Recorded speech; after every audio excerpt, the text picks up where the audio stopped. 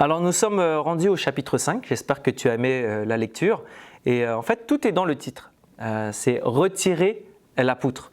Donc si tu es rendu au chapitre 5, c'est que tu as choisi non pas de laisser aller un conflit, mais plutôt en fait de le résoudre. Et il y a plusieurs étapes qui vont venir avec les vidéos. Et la première étape ici, c'est retirer la poutre. Ce qui est vraiment intéressant en fait de cette partie de notre livre, c'est qu'il est basé sur la parabole de la paille et de la poutre. Très populaire, tout le monde le connaît, tout le monde a eu du mal à l'avaler parfois, mais il donne vraiment pas mal de contrastes sur comment Jésus fonctionne. Par exemple, Jésus ne va pas interdire d'aborder les fautes des autres, les erreurs des autres. Jésus va plutôt proposer une autre approche. Et en fait, il va nous dire que c'est la meilleure approche parce que ce que Jésus fait, c'est le meilleur. Jésus propose l'approche idéale et ordonnée dans une situation de conflit, c'est nos fautes avant celles des autres. Puis à ce moment-là, tu mets quelque chose à sa place, tu mets les étapes à leur place. Tu travailles d'abord sur tes fautes dans un conflit, dans une résolution de conflit, avant d'aller chercher ce qui se passe de l'autre côté. Et nous avons quelques étapes pour reconnaître la poutre, reconnaître nos fautes en fait. Tout d'abord, c'est d'accepter que des personnes de confiance, donc là il faut que tu choisisses des personnes dans ton entourage, de confiance et d'expérience qui peuvent nous montrer nos fautes et nos erreurs. Donc là on parle encore d'humilité. Trouve des gens que tu sais, eux ils ont de l'expérience. Eux, ils savent, un pasteur jeunesse, un mentor spirituel ou un coach spirituel, une personne dans ton entourage, tu dis, il a de l'expérience, il peut me dire qu'est-ce qui marche pas dans ma vie. Il faut qu'on s'entoure de personnes comme ça, reconnaître la poutre. Deuxièmement, c'est accepter que ce soit vrai. Au moment où les gens vont dire, bon, on vient de me dire c'est une faute, pas sûr. Non, accepter que ce soit vrai, que ce soit réel pour mieux travailler dessus. Et savoir communiquer aussi nos fautes et nos erreurs à ceux qui les ont subies. Ça, c'est très important. Ça met de la paix parfois directe. D'aller voir ces personnes-là puis de leur dire, bon ben voilà, je les reconnais ces fautes-là. Je reconnais que j'ai fait une erreur ici. Et une attitude très importante aussi, être honnête et responsable à 100%. Quand tu vois une personne qui reconnaît ses erreurs, c'est cool. Quand tu vois une personne qui est honnête et responsable, quand il reconnaît ses erreurs, c'est génial. Puis c'est ça que Dieu cherche en fait pour nous. Le dernier point est le plus important en fait, c'est les 7 étapes pour avouer et admettre à d'autres personnes ces erreurs-là. Puis là, on parle d'une résolution de conflit où nous sommes la cause du conflit. Donc, nous avons fait quelque chose qui a brusqué quelqu'un, qui a même blessé quelqu'un. Puis là, on est là avec nos fautes. Puis ce livre-là nous propose comment en 7 étapes aborder cela. Puis même aider une personne à revenir de ce conflit-là. La première étape, c'est assumer et reconnaître nos fautes et nos erreurs aux personnes ayant subi cela. Donc, il faut avoir le courage d'aller vers eux. Il faut avoir le courage d'aller leur dire et d'être en face d'eux, puis leur dire voilà ce que j'ai fait, puis voilà mes erreurs. Deuxièmement, c'est de ne pas jouer sur les mots. Tu ne joues pas sur des « si je t'ai blessé hein, », ça ne marche pas. Ce n'est pas une vraie confession, comme on dit. Il faut admettre, puis il faut être honnête et responsable. Le conditionnel n'existe pas ici. Troisièmement, c'est démontrer clairement nos fautes en les détaillant.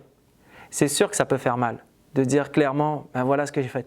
Mais au moins ça permet à l'autre, à la victime, à cette personne qui a subi une blessure, de dire elle est vraiment consciente de ce qu'elle a fait. Elle est capable de décrire le mal qu'elle m'a fait. Puis toi, ça t'apporte aussi l'aspect qu'on voit que tu es responsable, que tu es honnête. Quatrièmement, c'est reconnaître la souffrance vécue de l'autre à cause de nous. Ça, là, c'est génial. C'est l'aspect compassion, c'est l'aspect que même si tu es coupable, Dieu vient t'aider pour cet aspect-là. De ressentir la souffrance puis de lui dire « je sais que tu souffres, pardon ». Cinquièmement, c'est assumer les conséquences de nos fautes et nos erreurs sur ces personnes-là ou dans notre entourage ou même pour soi-même. Sixièmement, démontrer comment les fautes en question ne se reproduiront plus. Ici, on parle de repentance, on parle de non-récidive. On ne refait pas les mêmes erreurs et le livre va même le dire, tu montres clairement en fait comment tu garantis que ça ne se reproduira pas. Ça fait du bien à une personne blessée de se dire ok, elle est vraiment engagée à ne plus reproduire cette erreur. Et septièmement, et le plus important, c'est demander pardon sans attendre de recevoir un pardon en retour. Ce n'est pas le moment de mettre de la pression sur la personne qui est victime. Et tu vas le voir dans ton ministère jeunesse, il y aura toujours des situations où une personne qui est censée être coupable va sembler être plus victime que la victime. Parce que c'est dur d'admettre et de soutenir le poids de la culpabilité. Mais quand c'est fait avec Dieu, quand c'est encadré avec Jésus, ça va tellement mieux, ça va très bien. Puis demander pardon sans attendre un pardon en retour, tu es capable de le faire avec Dieu. En tant que leader, j'ai trouvé vraiment intéressant ce morceau de livre en fait, parce que c'est une manière de nous démarquer.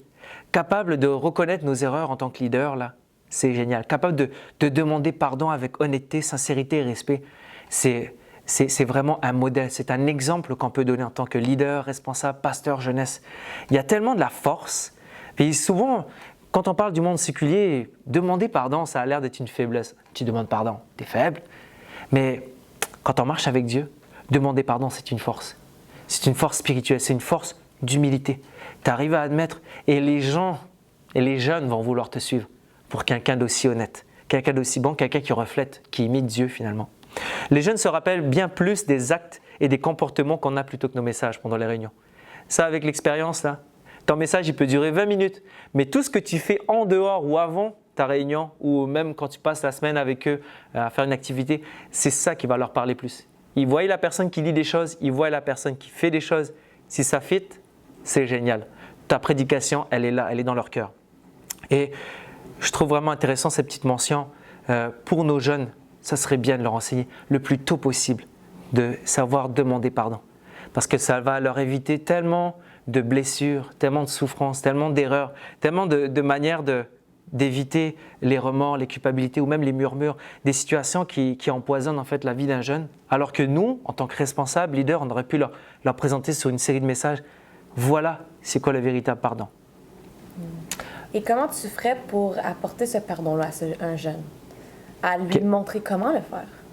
Eh bien, moi, je reprendrais en fait les 7 étapes et je l'enseignerai parce que c'est vraiment des étapes pratiques. Ce sont des actions, c'est des how-to, c'est comme un tutoriel. Littéralement, c'est un tutoriel de comment demander pardon et je trouve qu'il est très équilibré au niveau spirituel, responsabilité et en même temps de mettre en paix la personne qui en est victime. Souvent, on oublie cela. La personne qui a le plus d'action, c'est celle qui doit demander pardon, mais la personne qui subit, elle est souvent passive. Mais il faut aller chercher ça, il faut aller chercher son bien-être, il faut aller chercher sa paix.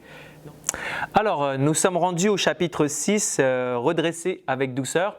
Donc, bonne lecture et on se voit à la vidéo suivante. À tout de suite.